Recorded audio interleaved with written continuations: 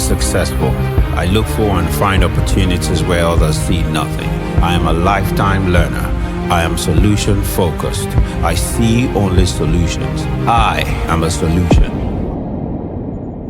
Catalyst, my name is Lanre Olusola, and today I'm not interviewing anyone. Today, Senami is going to be interviewing me. I'm going to let her, tell you a bit about herself in a moment. But welcome to my podcast, and this is our space, right? This is where we have practical and deep conversations that transform your mind, that equip and empower you to overcome life's biggest challenges, regardless of whatever challenges that you've been going through. Today, we're going back in time. Ho, ho, ho. Yeah, because whoever you become is a function of who you were. So, how does your past, how does it affect your present and your future? We're talking past traumas.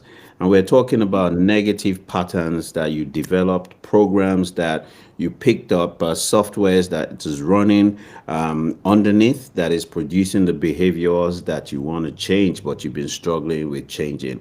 That is producing the outcomes of your life that you don't like. That's right. That's right. So today is very, very key. And I know that this topic is very, very important to my interviewer, Senami, and the topic is principally about breaking generational trauma and breaking negative family patterns. So over to you, Senami. Awesome. Thank you. It is a pleasure to be here, and most importantly, very fun to be on this side of things, to be able to interview you, TC. Okay, I'm very excited for this conversation. awesome. So a little bit about me for those who don't know. I am a integrative psychologist. I have a background in folk herbalism, regular psychodynamics, and a plethora of mind, body, spirit practices. So a lot of the things that we will be talking about today, a lot of the topics that we will be hitting will be in these realms. So I'm super excited to dive into this conversation. And you're going to be getting Mistress of the Mind today, TC. It's not Sanami that gets you today. Oh, minstrel of the mind. Oh my. Mistress of the Mind is interviewing the Catalyst Let's today. go. Let's go for it. Let's go for it. All right. So, as you mentioned, we'll be talking about like generational traumas and negative patterns, and specifically how that has shown up in the entirety of your life until this point. I think this is really, really important conversation to have for everyone, but most importantly, millennials, Gen Z, and the younger generations, because we don't typically have this type of space to be able to ask these questions of our elders. It's a hush hush type of conversation. It's kind of something that I find and I discuss with other millennials that we just deal with on our own. Mm. So I find that, kind of just starting off clean slate, is there such a thing as generational trauma? And what exactly and how does it affect our mind, our body, our spirit, our soul? Fantastic. Wow. Deep, deep. Oh, thank you very much, Senami, for agreeing, to interview me. I've always wanted to be positioned as a bridge between, the baby bloomers generation, my generation, Generation X, and your generation, Generation Z, Generation Y, and Generation Alpha. And it's important for us to create this bridge because there are many things that we need to transfer that are positive because we're transferring many things that are negative. Oh yes, whether we are consciously transferring it or unconsciously transferring it, there's generational transfer. There's generational transfer of softwares. There's generational transfer of operating systems, which we call values and belief systems, which we call culture and tradition, which we call, patterns of thinking and emotions that we transfer from one generation to the next generation. The first 7 years of our lives as children, we live in a theta state vibrational state, and the theta state is the state of deep meditation and hypnosis, where we're just watching and we're just sponging and soaking in everything in our environment. And 80 to 90% of our operating system, 80 to 90% of our software, 80 to 90% of our belief system, 80 to 90% of our thinking system, 80 to 90% of the internal that influences everything that happens in our lives, our choices, our decisions, and our actions, our behaviors, and our habits, is programmed into us from ages 0 to 7. And so, yes, there is generational stuff that is going on, whether it's positive, whether it's negative, everything. So, for example, nobody taught you to walk, you observed it. Nobody taught you to talk, you observed it. Nobody taught you to smile, you observed it. Nobody taught you to eat. You came, and once the breast is whipped out, you know what to do naturally. And so 80 to 90% of everything that we do, we learn it. And once you learn to walk, it is automated. It is programmed. And nobody else needs to teach you to walk after that, except you have an accident, and then that memory is deleted. You have to relearn how to walk. Once you start learning something, you operate in a state of unconscious incompetence. First step. Then you realize that I don't know what to do or how to do it. Then you go and seek who can help you or go and study about it. Then you are conscious about your incompetence to do it. Then you start diving into committing to learn it. Then you move to a state of conscious competence where you know what you need to do when, and you are consciously doing it. Then it is embedded into your software, into your operating system as unconscious competence. You are no longer conscious about your skill. It Yeah. is embedded, and that's where it's automated. And this is where the danger lies. So if we now begin to look at it from a trauma perspective, since we've identified that we pass things from one generation to the other generation, and we're talking about generational trauma. Trauma actually is a term that refers to our emotional responses to distressing events that overwhelm us, and it reveals our ability to cope with those situations. Now, it's the result of our experiences like abuse, experiences like neglect, experiences like significant loss. If we looked at trauma from a psychological perspective, we're looking at something that disrupts your normalcy, something that disrupts your normal functioning, that ultimately leads to conditions like anxiety, mental health issues like depression, issues like post traumatic stress disorder. If you're looking at it from a cognition and behavioral perspective, we're talking about thought patterns. Trauma influences how you think, it influences your entire belief system, and it ultimately influences your behavior, right? Because you are constantly trying to gravitate away from that experience or the feeling that you had when you had that experience.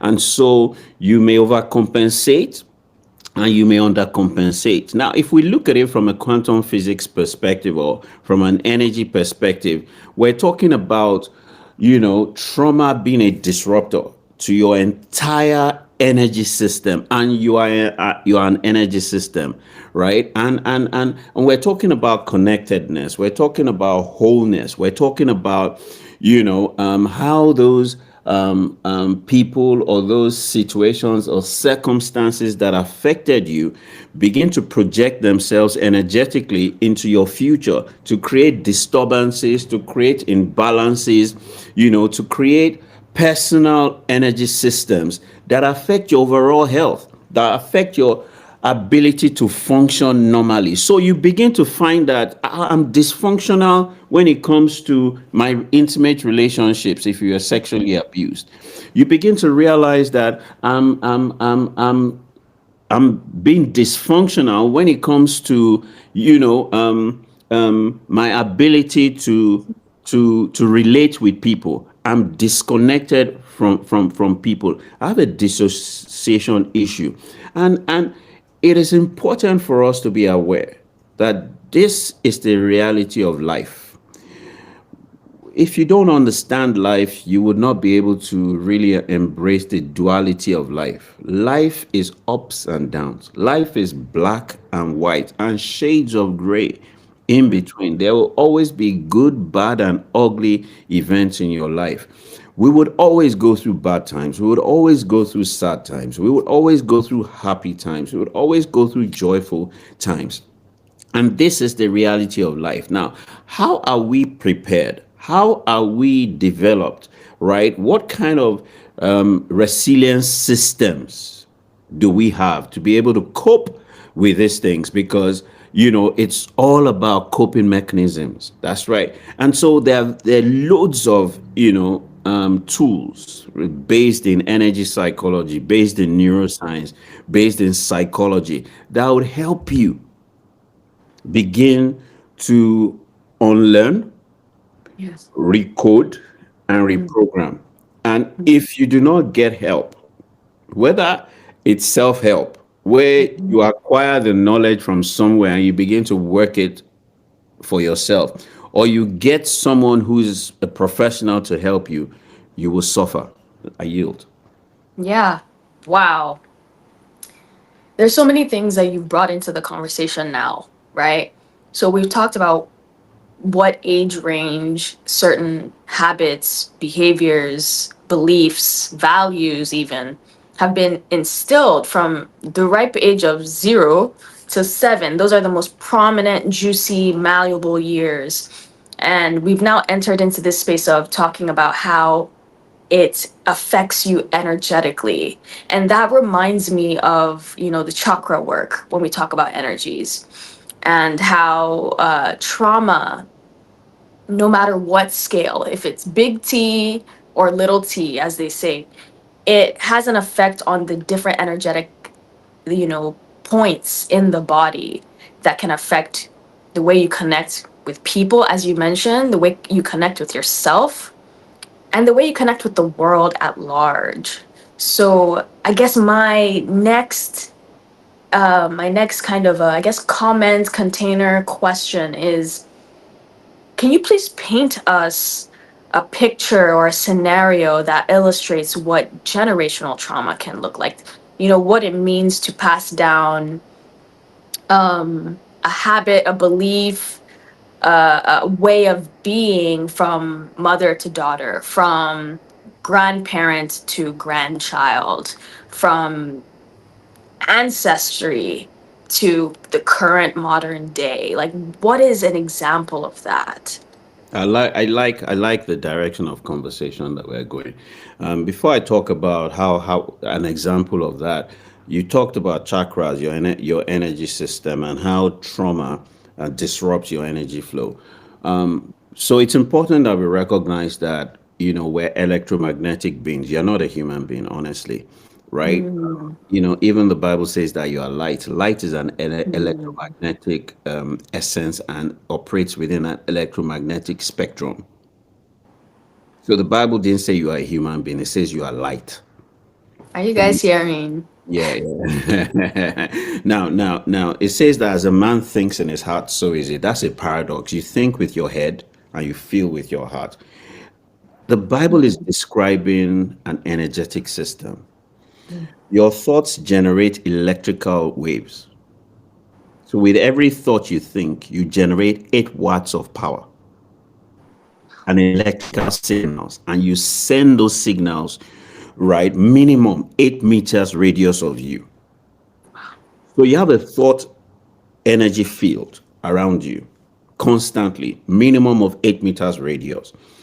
And if you focus and give attention to that thought, the intensity of the energy is much more stronger and it transmits it further. So the way that you share your intentions with God or the universe or that divine being out there is through thought. Mm. So you send your intentions or your desires through your thoughts. It doesn't matter whether your desires are negative or positive. Note, Mm. the universe is amoral. It doesn't care whether it's positive or negative, it just receives signals. It's like you receiving internet signals on your phone. Your phone doesn't care. If it Mhm. is free of password, your phone Mhm. will pick it up, and once you click it, it will work for you. Whether it has viruses inside it or whether it has whatever it is that would destroy your phone, the phone does not have the intelligence to pick that up. And it's the same thing out there. So be careful about the thoughts that you put out, because you are communicating telepathically with your thoughts, electrically with the universe. You're sending electrical signals to the universe. And then the universe receives it, processes it, and then responds to you. Now, your heart is a magnetic device that sends magnetic frequency that attracts what the universe responds to based on your Mhm. thoughts. So, as a man thinks in his heart, so is he. So, you send that, you are a cyclical energetic system. So, Yeah. electrical signals go out, magnetic signals bring it back in. Mhm. Okay. And it is very, very important for us to recognize this. Now, when we now begin to talk about this system, right? That is a system outside of you. There is a system within you that processes that energetic electromagnetic system. So some people call it chakra, some people call it different things. So when that signal goes out and comes back in, it comes in through this chakra, through here. So signals come in here, right? And signals go out through there. Mhm. And then your next energetic chakra, let's call it your next energetic center, is here, where you think and you see. You think and you see. You cannot think what you haven't seen. And there are four dimensions of seeing. You see with your physical eyes, you see with the assistance of light, whether it's artificial light or natural light. You see with your inner mind, and you see with your inner spirit. Four dimensions of seeing. It is all located here, right? And it's connected here. Now, if you have negative thoughts and negative emotions, energetic energy flowing, what comes into you will disturb how you see, and how you see will disturb how you are processing.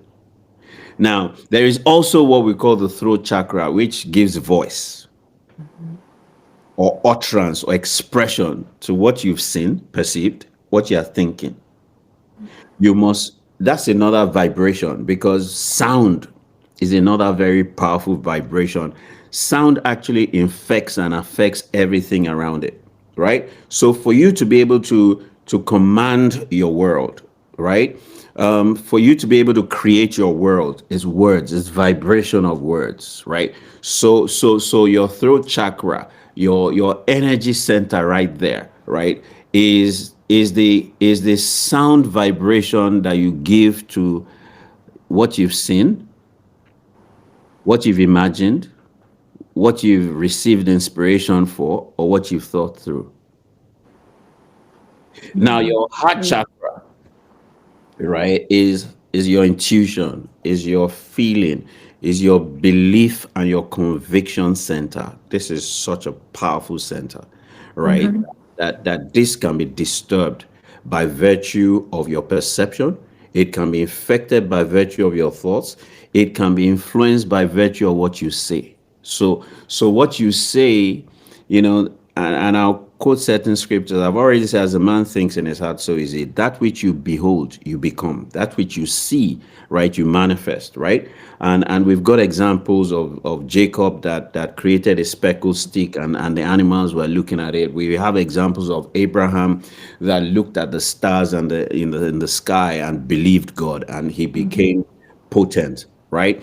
And then we've looked at where God created the world by his spoken word, where he says that, the word of God, right? And our words are creative. It says that the power of life and death lies in your tongue, and your belly is filled with the fruit of your lips. Where it says that if you believe all things are possible, your belief system, your convictions, your feelings, it says, and God is able to do far exceedingly, abundantly above that which you think, right? That which you imagine, right? That which you say, according to the power that worketh within you. The power that worketh within you is the power of your passion, the power of your emotions, the power of your beliefs, and the power of your convictions, the power of your faith. That's your heart chakra. That's your stomach chakra. That's your intuition chakra. That's your inspiration chakra. And then we're talking about your root chakra, where you're connected to source. Or you are disconnected from source. And so you have that energy flowing out of you, like you're like a magnet, energy flowing out of you and energy flowing into you. So that's how it flows. So your root chakra, right, is below your navel, right? So energy comes in and flows through you and flows out of you. It flows in, flows through you, flows out of you. That's a channel of your energy flow. When you are traumatized, trauma is stored in your body. And whatever the source of that trauma is, will cause a disruption of your energetic flow. Once your energy does not flow right, you cannot function right. Whether it's an organ in your body, or whether it's your energetic system that receives, that processes, and manifests for you. Whether it's your energetic system that receives, internalizes, right, adopts an operating system or a belief system that creates for you. And so it is important for us to realize that it is that energy, that electromagnetic system that keeps every organ in your body moving. Every organ in your body is moving, right? It's that energy, that's electrical and magnetic system that keeps your blood flowing, that keeps your heart pumping, that keeps your digestive system moving. We say that I haven't moved, my digestive system hasn't moved today. Everything within you is moving. It is your energy that is moving it. And trauma is stored physically in your body. And whatever the trauma is located in specific locations in your body.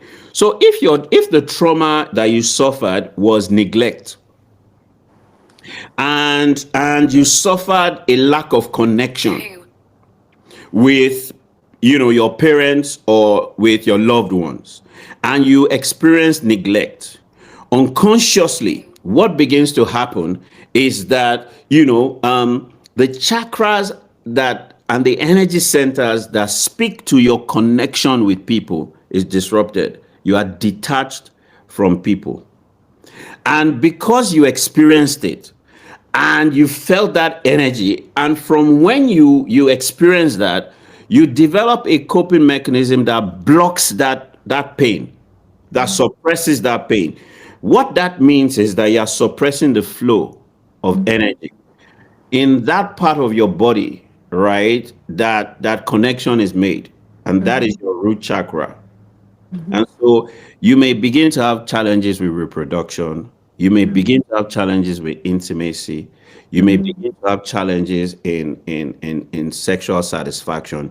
You may begin to have challenges with connection, deep connection with people. You just have superficial relationships. And it may even lead to promiscuity, because you are constantly overcompensating and looking for affection. You will definitely have affection issues, Yeah. right? Because you are constantly seeking for Yes. affection and attention. Mm-hmm. It is a death of that energy.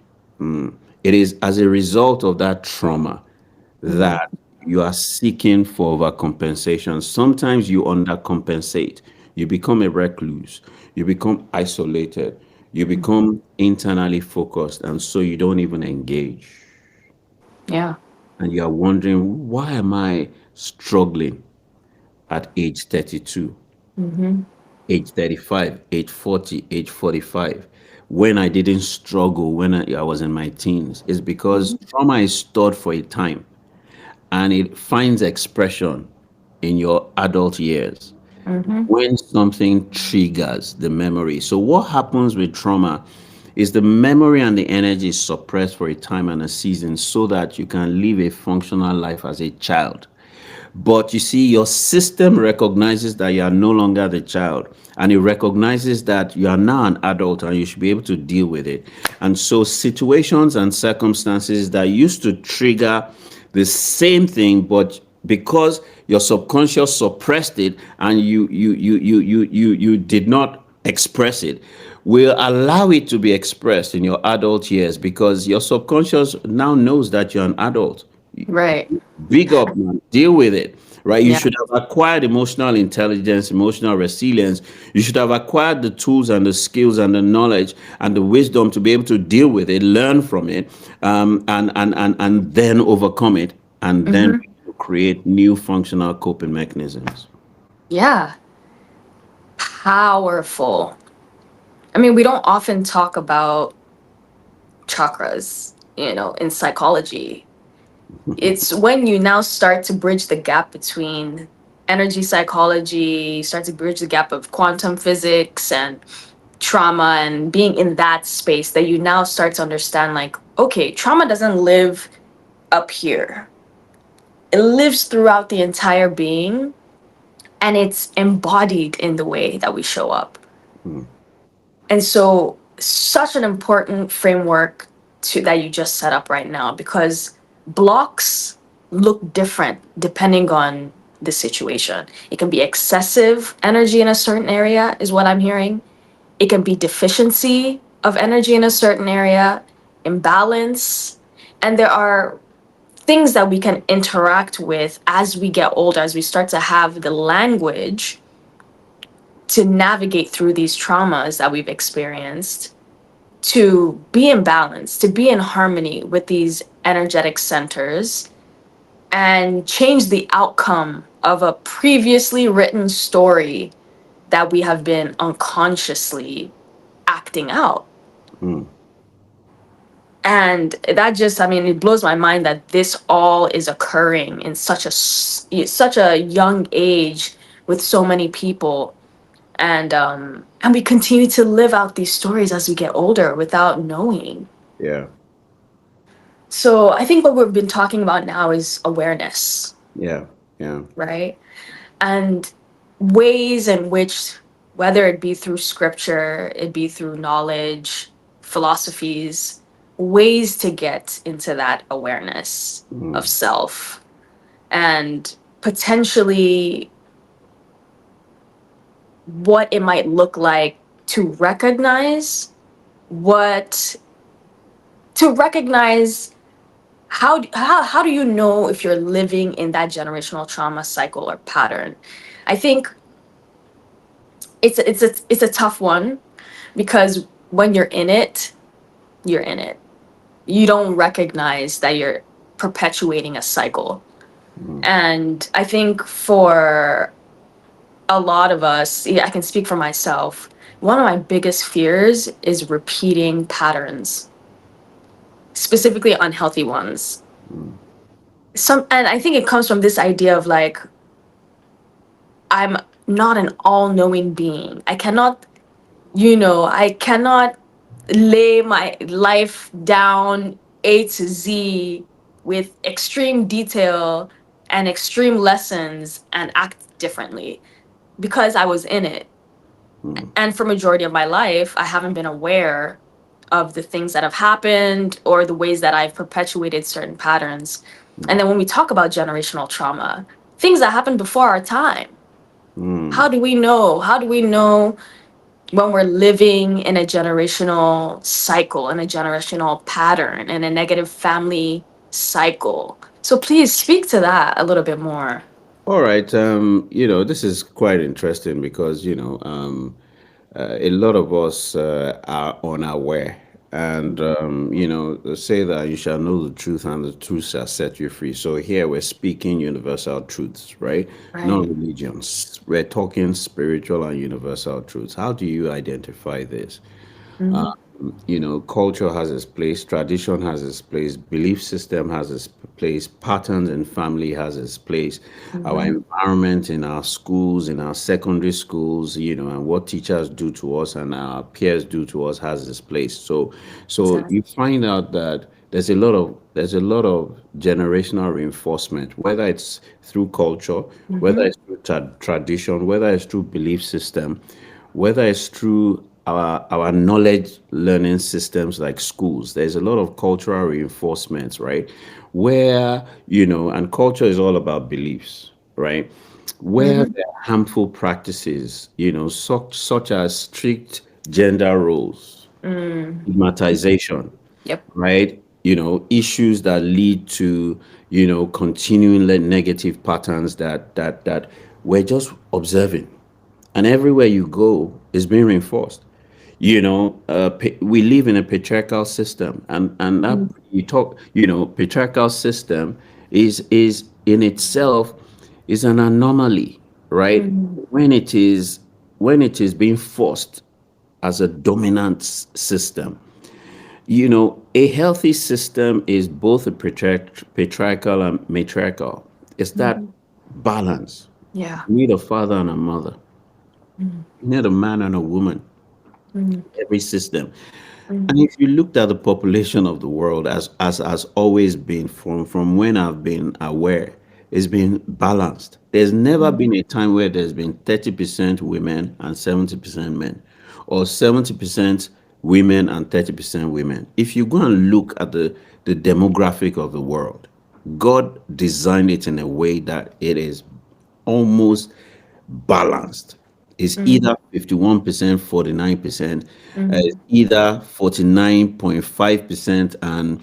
Mm. 50.51%. You would find that equity and that balance, right? And so we must be aware of the systems and the reinforcements that we're putting. Then you also begin to see resistance to change.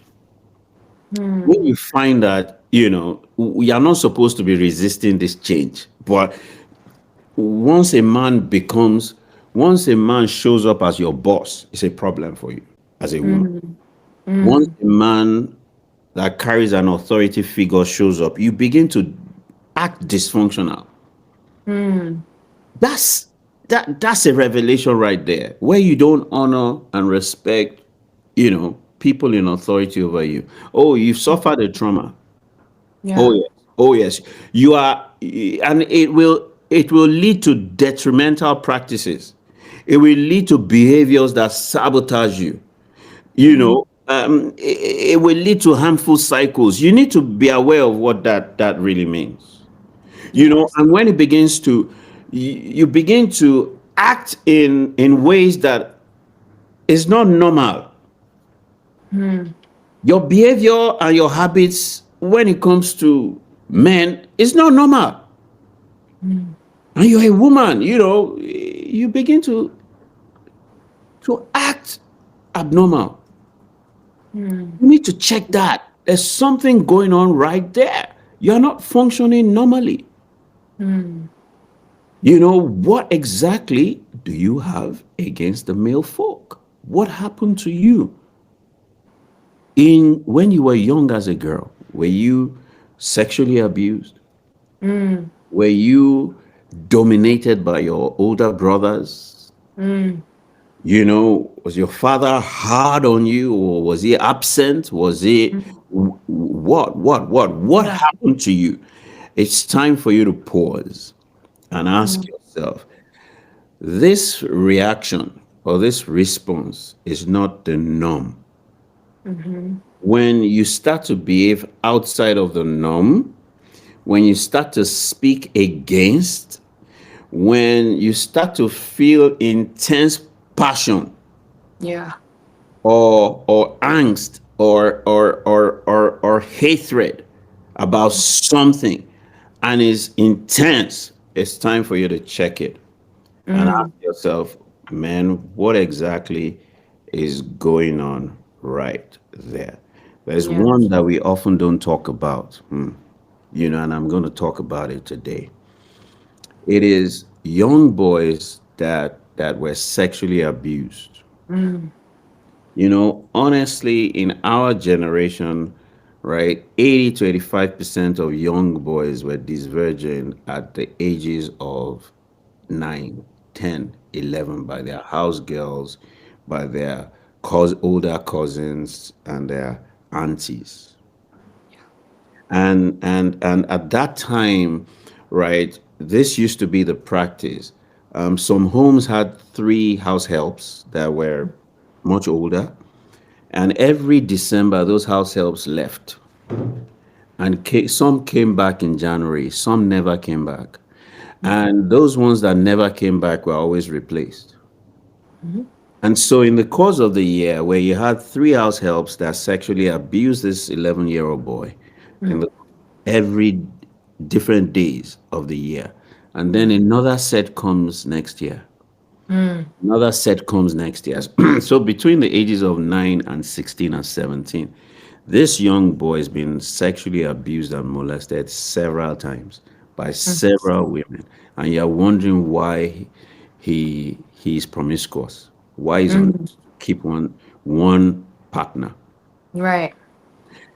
We need to look at that because you see, this is where we're missing a lot of stuff. There's a lot of women's liberation and movement talking about women being abused, women being this, women being this, women.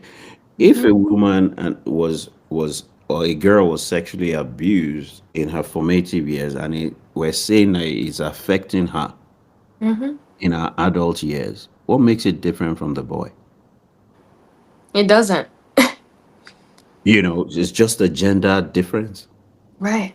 But they're saying, "Oh, yeah, can boys be raped?" Yes. What is rape? Rape is forcing you against your consent, Of against your course. wish. That's what it is. Mhm. Doesn't matter which sex is, propagating it. Mhm. Yeah, it's still sexual abuse, and Yeah. you're wondering why men are misbehaving. Mhm. We need to begin to look at that concept. Honestly, if we do a research, and I've done my research, Mhm. right, amongst the people that I know, right, and I've asked, how were you indoctrinated? They were sexually abused by someone that was older, Yeah. multiple partners each year in that formative years from age 9 to when they go out to university and leave home, Mhm. and you are wondering what is going on with them. These guys need empathy, they need help, they need therapy. Yeah. That's what's up. Yeah. And I'm glad that you brought this to the forefront because you're right. We don't talk about men being raped, boys being raped, being sexually abused, sexually harassed. And it's because of the society that we live in. We prioritize those who speak up emotionally. And we have not given men, boys the tools to do so. Patriarchy does not benefit men in that specific way because to be a man is to deal with it. Mm, I've even heard stories of like, you know, and this is even growing up of it's a good thing for a man to have been with women at such a young age, especially if they were older than him, because it's like, oh, you got play, you know what I mean, at such a young age, wow. Or hearing stories of like, uh, you know, it being appropriate or supported that men have multiple women growing up, and that, oh, the more women you have, the more boss you are. And how does that play into the traumas that most men, if not a large group of men, have experienced, that are driving that behavior to be promiscuous, that are driving that behavior to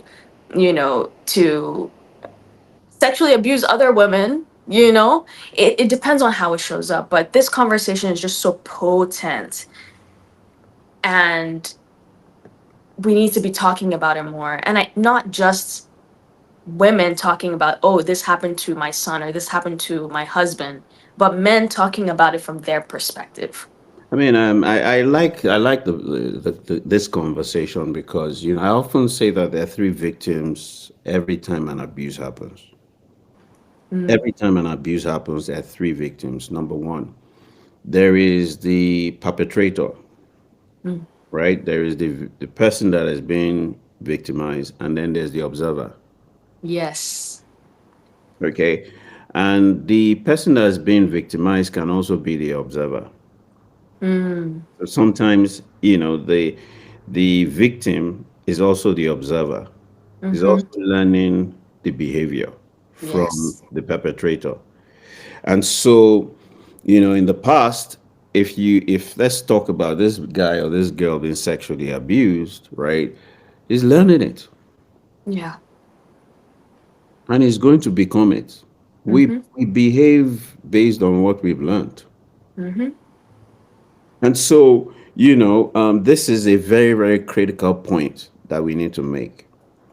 The people that abuse, men that abuse their wives, Mm-hmm. right, that beat up their wives, that verbally abuse their wives, don't just start doing it. They learned Mm-hmm. it.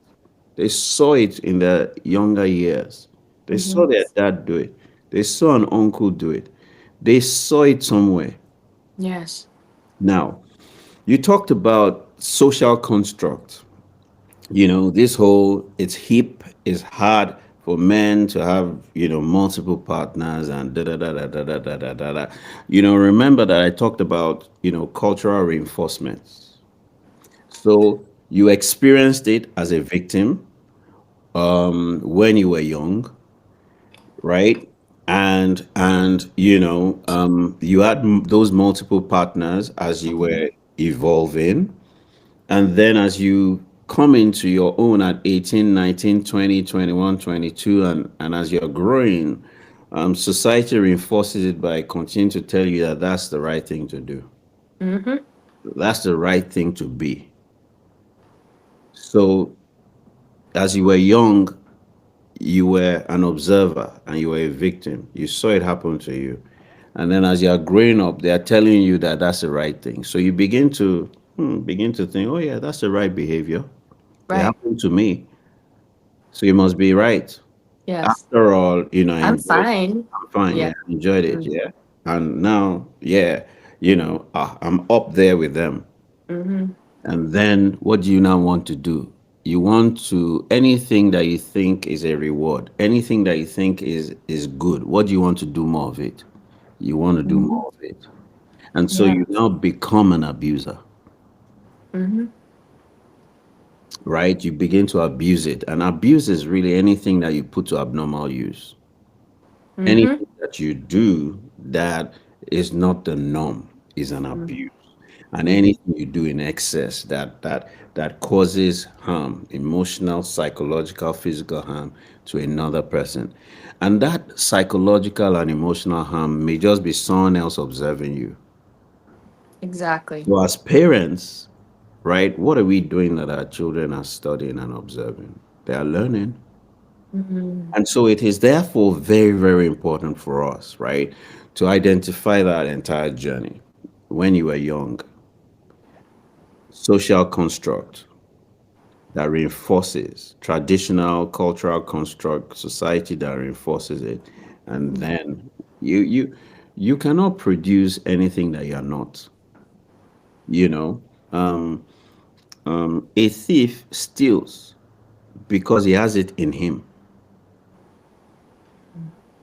A beater beats because he has it in him. Why do I say so? A rapist rapes because he has it in him. Why do I say so? The intention for all is good. The rapist wants sexual satisfaction, but it's the means that he learned that was wrong. Yes. The behavior to get sexual satisfaction is what is wrong. You don't Mm-hmm. have to rape, Mm-hmm. but that's all you have learned. That's all you know. That is dysfunctional, Mm-hmm.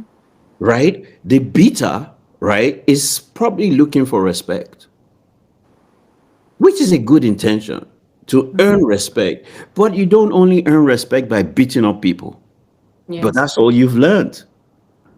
That's your conditioning.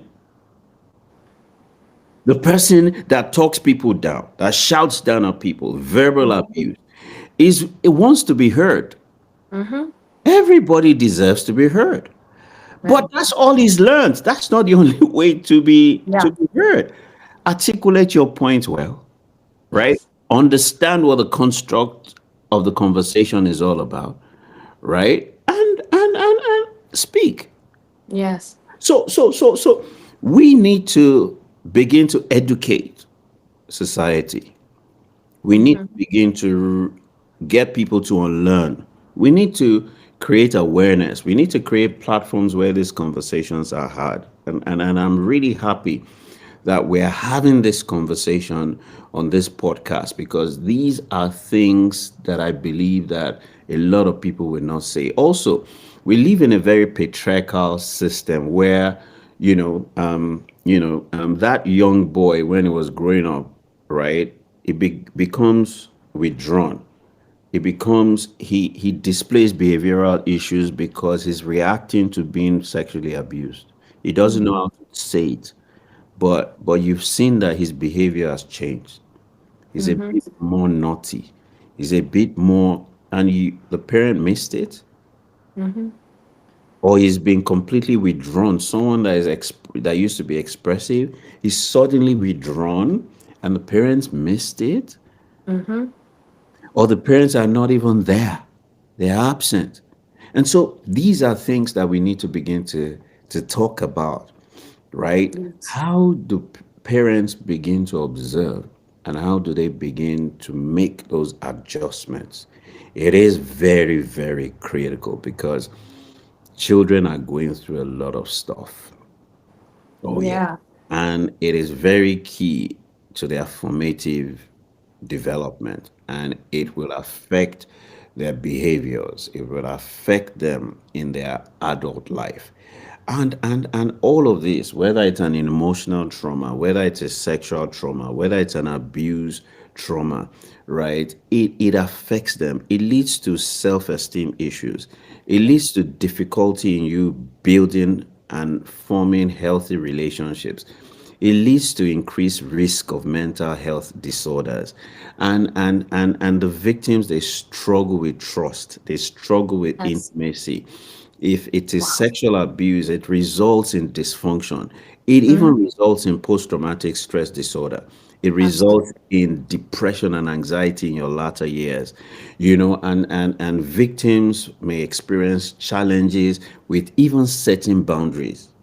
Mhm. Oh, yes. You may not even be able to set boundaries because your boundaries were violated. Mhm. And setting boundaries is to define, what you accept and what you don't accept, right? And when you allow people to break your boundaries, is because your boundaries have been broken for so many years, and so you don't even know how to keep it. And Right. so it begins to affect your sense of self worth, which is your value of yourself. It begins to Yes. affect your self esteem, which is how you feel about yourself. It begins to affect your self confidence, which is your belief in your ability, right, to uphold no when you say no. It begins to affect Yes. your sense of self belief, your ability to see into your future and aspire to become that person. If you Mhm. suffer verbal abuse, right, it causes internal negative self-talk. You are struggling with an imposter syndrome. You never believe that you are good enough. It diminishes your confidence. It heightens your sensitivity to criticisms. They're just giving you feedback that what you have done is wrong. You blow up. You Yes. are unable to receive criticisms or feedback. It leads to difficulty in even being assertive. Mhm. Everybody dumps on you. You have no ability to say no. And research has found out that our history of childhood, whether it's in abuse, it increases our risk of developing personality disorders, of substance abuse issues in our adult years, of dysfunctional or broken relationships and broken homes. So it's Yep. important for us, right, to begin to address these issues because we have an epidemic in relationship issues. You know, Yep. one in two marriages is ending up in divorce. First time marriages. 63% of 62% of second time marriages is ending up in divorce. 73% of third time marriages is ending up in divorce. There's something wrong there, right? We're struggling with relationships and marriages, right? In our adult years, right? We're dysfunctional. We're grooming narcissists and sociopaths and, psychopaths And people pleasers. and people pleasers Huh. in the workplace, Yep. in our adult years. A lot of people are on substances. I can Yes. tell, I mean, over 60% of Nigerian youth Hmm. are on one substance or the other.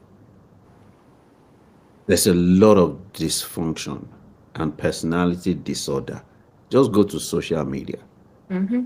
and you will see just somebody post something and you see the other person erupt and Mm-hmm. explode, and people posting all manners of things.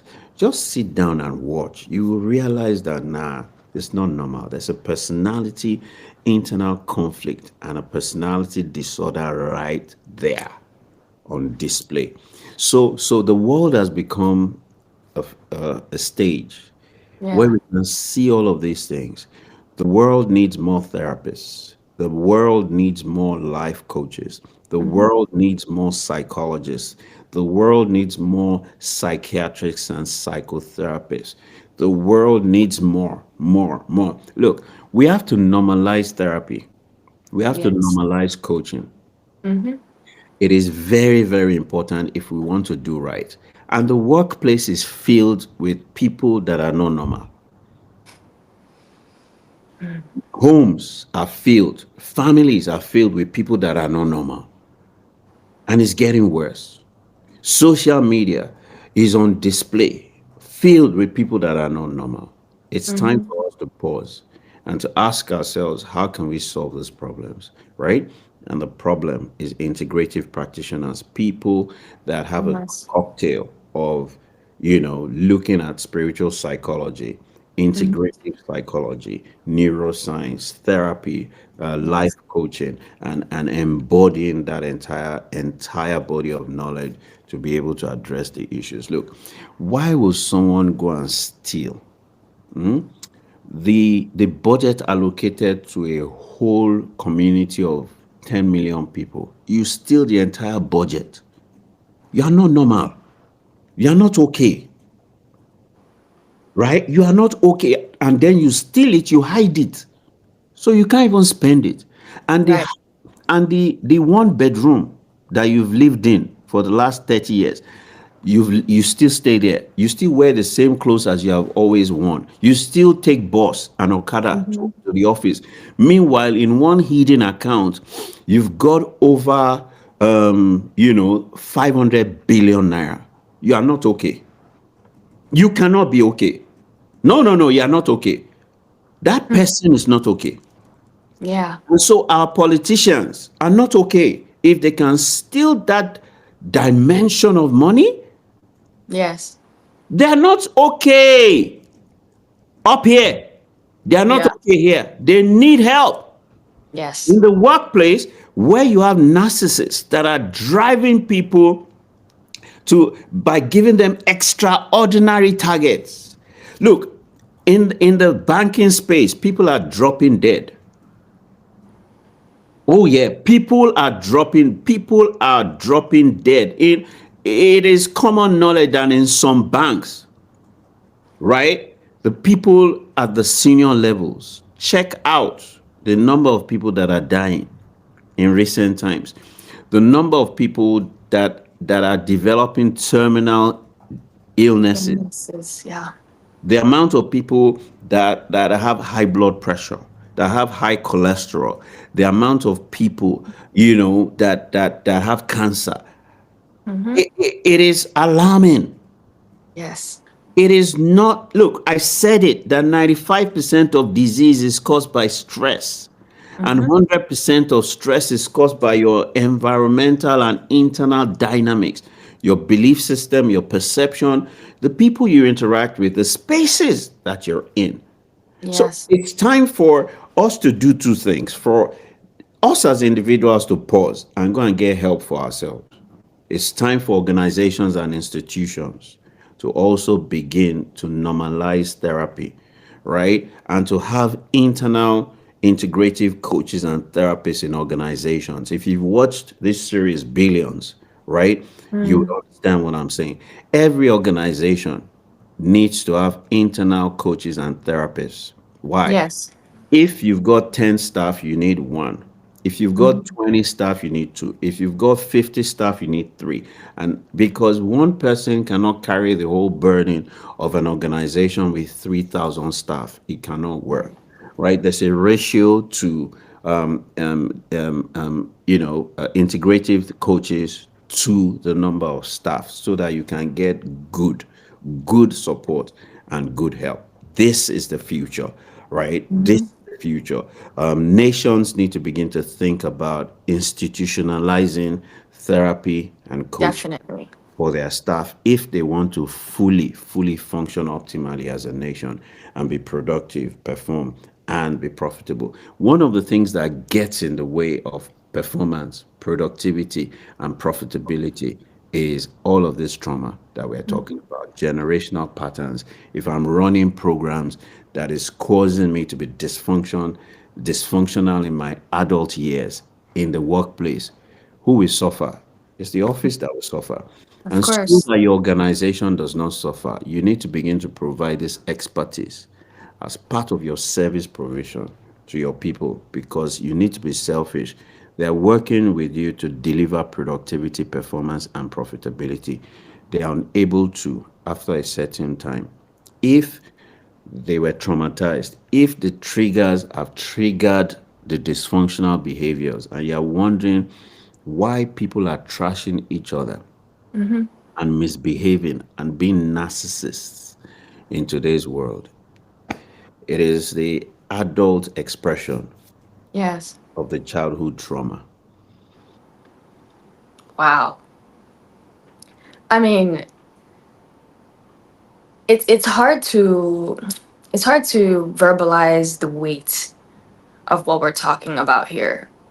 You know, we can say it's huge, we can say it's heavy, but at the end of the day, it has consequences that affect nations, that affect future generations yet to be born. It affects, and it's coming from a long time, right? This is what that's the generational part of trauma that we're talking about here. So I've heard you talk about the implications on digital to trauma and generational trauma, and I've heard you talk about institutionalized trauma and how that's also being perpetuated, and the ways in which community, family, society show up, and what it looks like to include all these people on an individual level, on a societal level, on a nationwide level, what it looks like to include all of us in the solution moving forward. This is very, very important. You see, we have to start thinking long term and legacy, Mm-hmm. whether as a nation, whether as an organization, whether as a family or as an individual. Okay.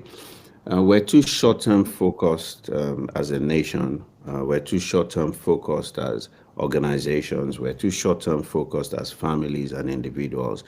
And that's why you see that organizations in this climb, Nigeria and Africa, they never transition generationally. Mm. That's why we're a max 8-year nation in Nigeria. So once one government comes, they never continue what the old government does. They start their own. Well, Yeah. functional. There's a problem somewhere. Yes. Can we be a max an 8-year-old nation? How can we be max? So we got independence over 60 years ago, but we're still 80 years old. It's trauma. It's trauma. It's trauma. Why are our children jackpying? One of the expressions of trauma is to escape. to run away. And it is when they get there, they realize, damn, there's nothing different between there and here. Mm-hmm. And they even suffer when they get there. But they're running away because there's no psychological safety or Mm-hmm. emotional or physical safety. We live in a nation where it seems like we have abusive parents. We live in a continent where our leaders are like abusive parents. So, what would a child do in an abusive home? It That child will run away, or that Mm-hmm. child will practice escapism. And that's why 60 to 70% of our youth are either on drugs or on Yes. alcohol excessively, one coping mechanism or the other. Addictions. Yes. And so, as a nation, we need a mental health policy. Mm-hmm. We need a mental health policy that incorporates therapy, psychology, psychiatry, coaching into the system to solve Mm-hmm. the problems. We incorporate it into our universities. We incorporate it as a necessity into our secondary schools and into our nursery schools, right? We incorporate it into NHS or our HMO Mm-hmm. system, right? We institutionalize it. As organizations, we incorporate it as part of our service offering to our Mm-hmm. staff, and we create a lot of awareness about it.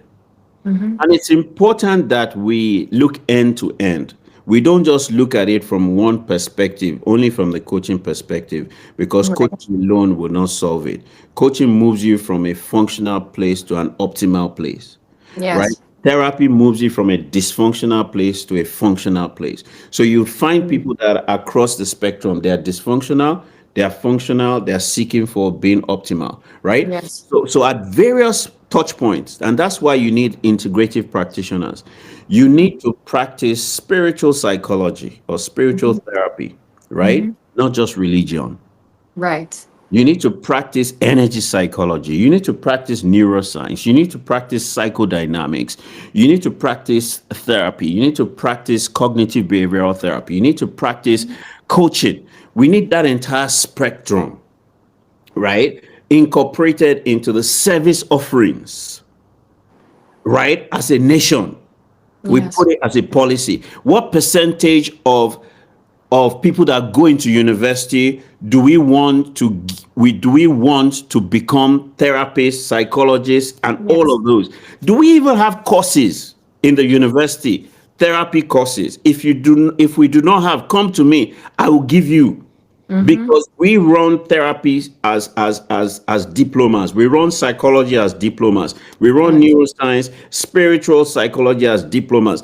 We run integrative practice as degree master's programs. We can incorporate that into the university system as courses, because we need a certain percentage of our graduates Mm-hmm. to provide this service, because it is in high demand. The second fastest growing industry in the world is coaching. The Yeah. fastest growing industry in the world is ICT.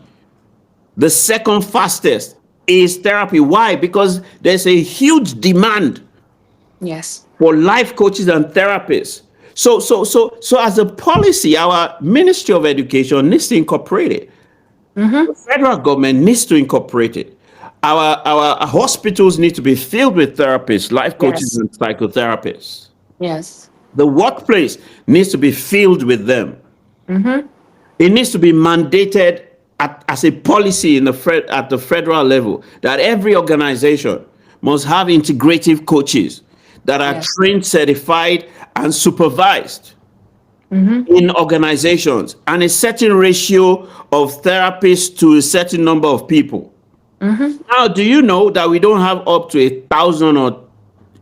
1,000 psychiatrists in Nigeria to 200 million people? We don't have up to 1,000 psychologists to 200 million people. We don't have up to 5,000 coaches to 200 million people. If we look at the West, right, you would see that there's a huge number of Mm-hmm. psychiatrists, psychologists, Yes. and coaches, right? It is a service that's provided with the NHS. And Mm-hmm. that's why it seems like they have a sense, a semblance of sanity And direction. and direction. If you Mm-hmm. pass one way, you are not okay. That's a suicidal move. Yes. That's suicide ideation. And you think it's okay? That person needs to go to the asylum. Someone Mm-hmm. that drives against one way. Look, let me get you to understand how Yeah. bad the thing is. I exercise 6 days a week. Mm-hmm. Run and I brisk walk. I live in Lekki and I do about 2 hours every day. Every morning, I see sachets of alcohol. Every morning, I see pockets of women selling that cocktail that they mix. Mm-hmm. Yes. Tramadol mixed with agbo mixed with alcohol mixed with, they put it in a nylon, and Mm-hmm. your driver is drinking it, the bus driver is drinking it, the Okada driver is drinking it, your gate man is drinking it. Man, there's an epidemic. Yeah. People are on substances to cope with the stress, the economic stress, the social stress, the all the stresses. People are on one substance or the other. We need help. We need help. We cannot no longer let it continue. As a family, we must have Yes. a family therapist, Mm-hmm. family coach Yes. that is on retainer. Mm-hmm. This is how we begin to resolve this. And if we don't, it's going to be a major, major problem because we're going to be unable to balance our energies. We're Mm-hmm. going to be unable to progress and grow. We're going to be unable to do the right things in our Yeah. lives, right? We're going to be unable to manage our relationships. We're going to be unable to unlearn and Yeah. relearn, behaviors. We're going to continue to leave energetic imprints for the next generation, and this continues, right? So Yes. how do we stop this? It is Yes. by doing all of these things that we're talking about, right? Because Mm-hmm. there are implications to our health, there are implications to our well-being, there are implications to our productivity and our performance. It is important for us to take practical steps as individuals. It is important for us to take practical steps as families to break free from these negative patterns, from this cycle that we have entered. Yes. There are very, very key practical steps that we should be taking. Yes. I mean, I resonate with a lot of what you're saying, especially since moving back, to Lagos from New York and seeing, the drastic drop in support for, the normal Nigerian individual. And as you've mentioned, you've highlighted a lot of different things of what is possible, what are next steps on a federal level, on a societal level, even on a familial level, on an individual level as well. And I think now I want to kind of, before we wrap up, I want to talk a little bit about African dynamics in this current era in millennials and Gen Z and um, the following generations, specifically as it relates to trends or practices like, gentle parenting, and having conversations, real conversations about healing generational trauma between family members. I want you to talk about, what are things, and if you can give a personal instance, to kind of just paint the scene of what does it mean to approach these conversations, these heavy, serious, weighted conversations with our family members in an African dynamic? Because let's not forget, social norms are very important, and it's either that people don't have the words, the language, or the awareness to have these conversations, or if they do, it's still uncomfortable and you have to worry about etiquette. of what's the right approach to having these types of conversations when you talk about African tradition, when you talk about spirituality, because it's not just on a practical, tangible level that generational traumas occur. They can occur spiritually, you know? So what does that look like? How do you see and how are you participating in changing the minds of millennials and Gen Z to challenge problematic marriage, parenting, and cultural norms that break generational trauma? All right. I mean, this is very interesting because when it suits us, we say we're exposed as Africans, or Mm-hmm. especially as Nigerians. When it suits us, we say we're exposed. We're global citizens. Mm-hmm. When it doesn't suit us, we come local and we embrace our tradition. Honestly, Mm. I think is a yeah, I think is an unhealthy escape. Wow. Yeah, we embrace globalization when it Mm-hmm. suits, and then we Mm-hmm. embrace localization when it suits us. We have to create a harmony between both. It's either we're exposed or we're not exposed. Mm-hmm. Yeah, how do they do it in the West? They begin creating awareness. Mm-hmm. Nations create symposiums, Mm-hmm. seminars, conferences where they talk about it. They set it as an agenda, Yes. a topical point. Nations do that. Organizations also broach it from that perspective. Mm-hmm. Schools also do it. Religious institutions talk about it. They don't deny it. And this is one area that I find that is a problem. We want to. You can't solve every problem with one tool. You can't use a screwdriver to solve every problem. And that's the Yes. problem that I see with religion. They think prayer and deliverance is the solution to every problem. It isn't. Mm-hmm. It isn't. If you have a soul problem, you need a soul tool. Yes. If you have a trauma problem, you need a trauma tool. If you have a relational problem, you need a relational tool. If you, however, have a spiritual problem, you need a spiritual tool. You cannot use a spiritual tool. Okay. Your car is broken down. Pray over your car, man. Your car didn't start this morning. Lay your hands on that damn car and pray over it and let it start. That's what Mm-hmm. we're trying to do. Your AC is no longer cooling in your house. Pray over that damn AC and let it start working.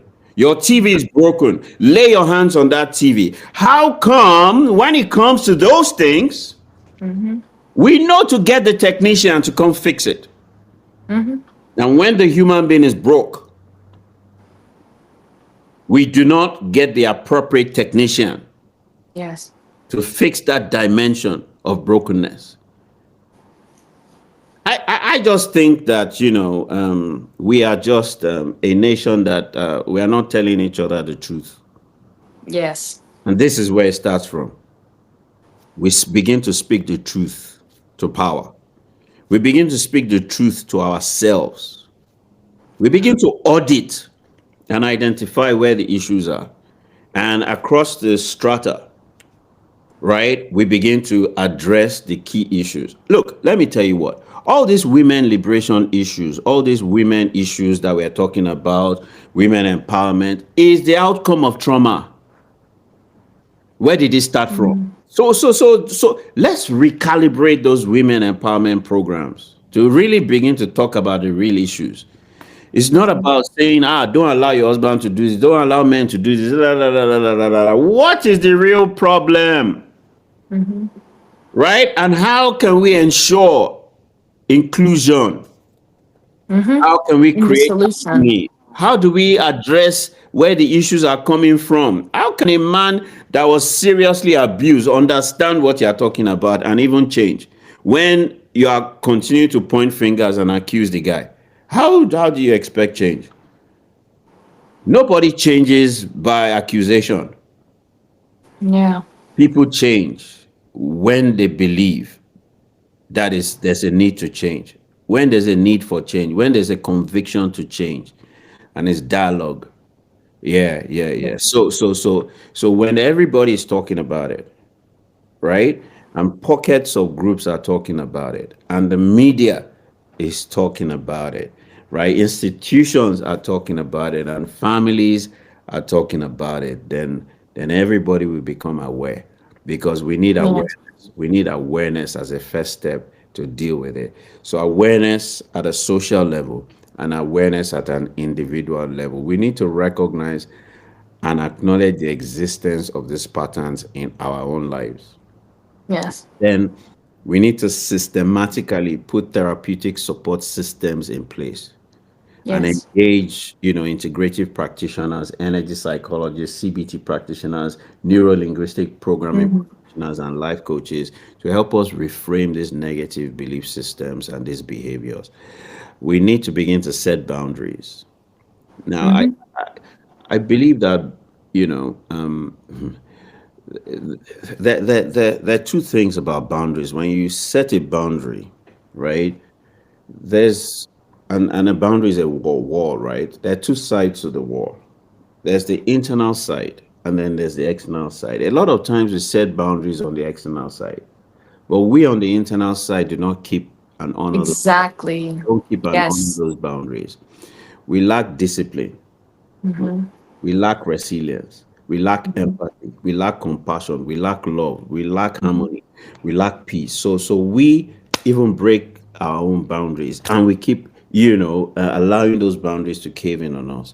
Yeah. You've got to develop the mental, spiritual, emotional, psychological, and physical discipline to honor your boundaries. So when you set boundaries, don't break your own boundaries, right? Yes. Right? So there are two sides to every boundary that you set. You've got to establish and maintain those healthy boundaries and protect your well-being. I say practice selfish selflessness.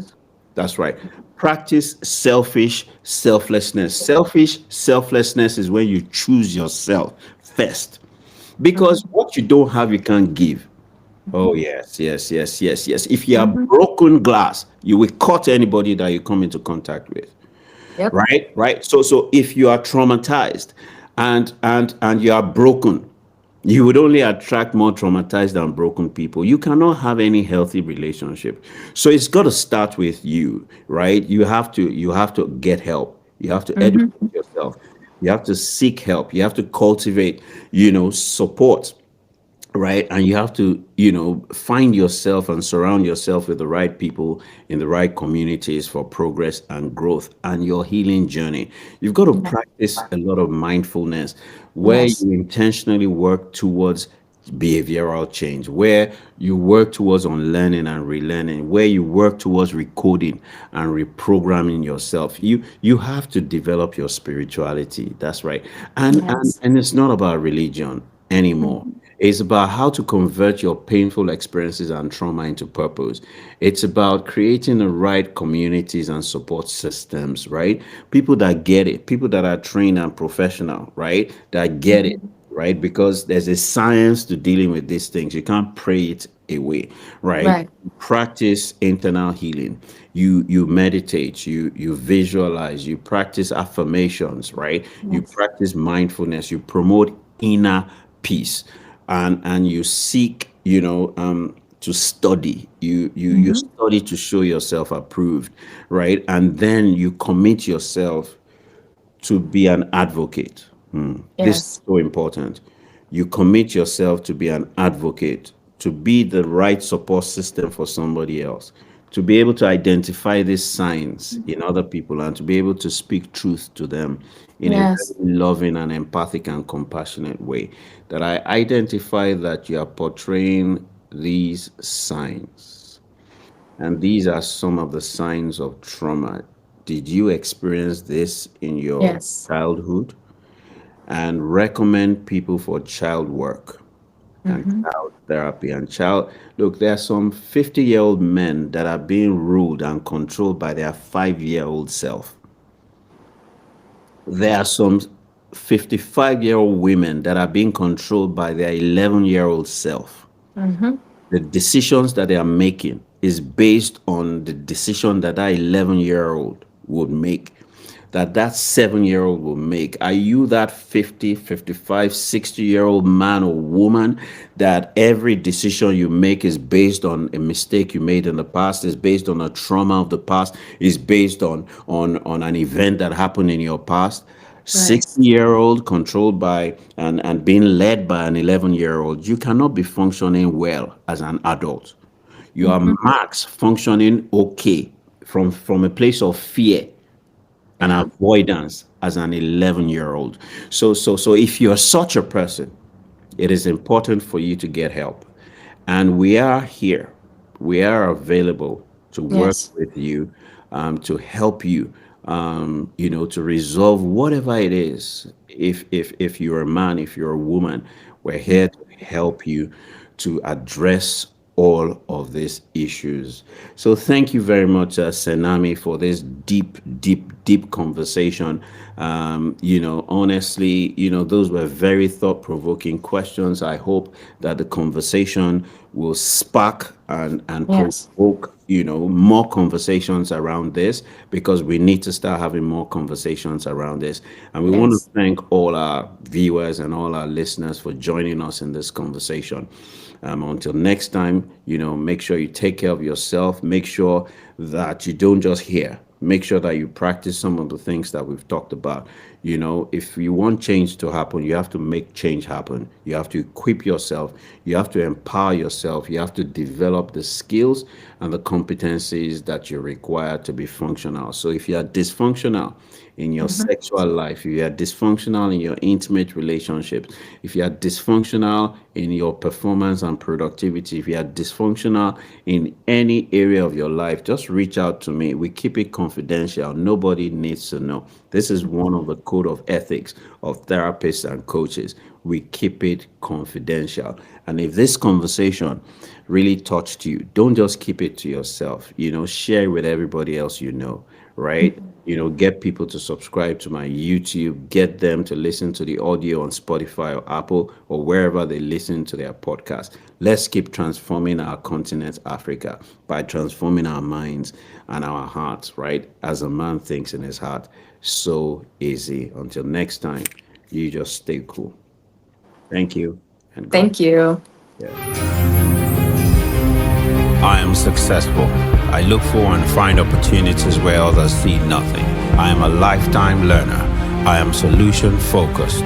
I see only solutions. I am a solution.